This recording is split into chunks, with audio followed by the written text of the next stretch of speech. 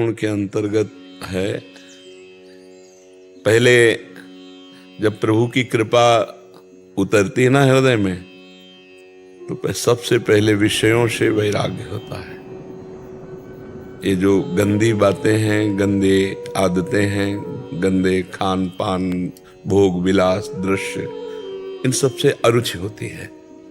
नारायण हरि भजन में ये पांचों न सुहात, विषय भोग, निद्रा, हंसी, जगत प्रीति, बहुबात, जब भगवान की कृपा साधक के हृदय में प्रकाशित होती है तो उसे सबसे पहले जो शरीर संभोग में पूरे विश्व का आकर्षण है, जिसको भी चेतना जागृत हुई, वो चाहे बूढ़ा हो, चाहे जवान हो, चाहे किशोर अवस्था का हो, खान पान विश्राम के बाद एक ही दिमाग में नाचेगा, संभोग। सब देख लो, अपने अपने दिमागों को देख लो।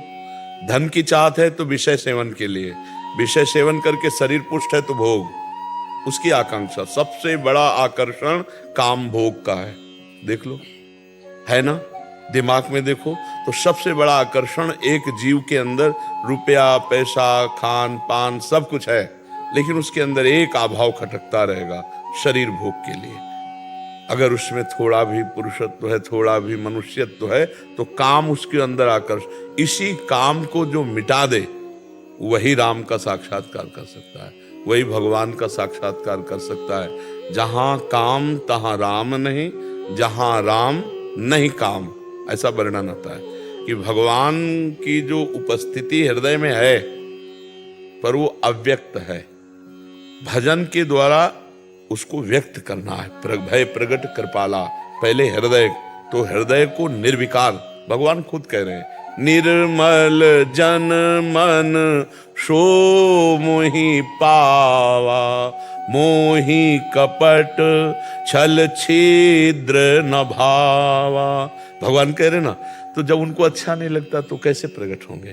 तो भजन का, भगवत कृपा का पहला प्रताप उदय होता है, पहली भूमिका है विषयों से वैराग्य। फिर दूसरी भूमिका है परलोक की भी चाह का त्याग। फिर तीसरी भूमिका है अपने यश, नाम, कीर्ति, प्रतिष्ठा, इन सब का मिट्टी के समान समझना। फिर चौथी भूमिका है सिद्धियों का भी प्रयोग ना करना, जो भागवतिक सिद्धियां हैं कि दूसरे की मन की बात जान लेना, दूर से सुन लेना, ये सब आती हैं बहुत पहले ही। शुरुआत में जब अच्छे से भजन होता है तो आना शुरू हो जाती है, ऐसे देखो पूरा पता चल गया। अगर उसका प्रयोग कर लिया तो आप भगवत साक्षात्कार की योग्यता के लायक नहीं रहे। तो इसलिए रिद्धि सिद्धि का भी